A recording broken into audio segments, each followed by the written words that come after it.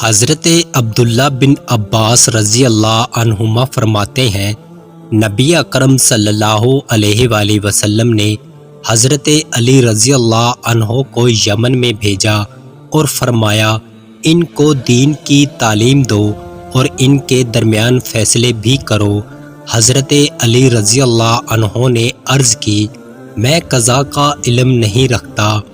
رسول اللہ صلی اللہ علیہ وآلہ وسلم نے ان کے سینے پر ہاتھ پھیرتے ہوئے دعا مانگی،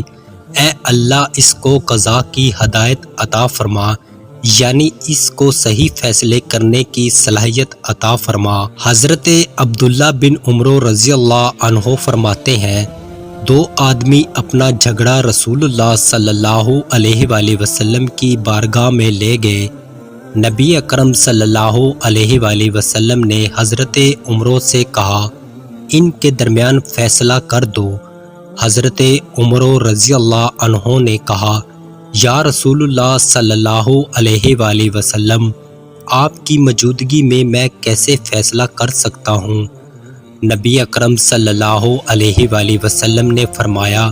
جی ہاں، اگر تم نے صحیح فیصلہ کیا تو تمہیں 10 اجر ملیں گے، اور اگر تجھ سے خطا ہو گئی تب بھی کم از کم 1 نیکی تو تمہیں مل ہی جائے گی۔ ام المومنین حضرت عائشہ رضی اللہ عنہا فرماتی ہیں کہ رسول اللہ صلی اللہ علیہ وآلہ وسلم نے ارشاد فرمایا، 6 آدمی ایسے ہیں جن پر میری لعنت ہے، اللہ تعالیٰ کی لعنت ہے،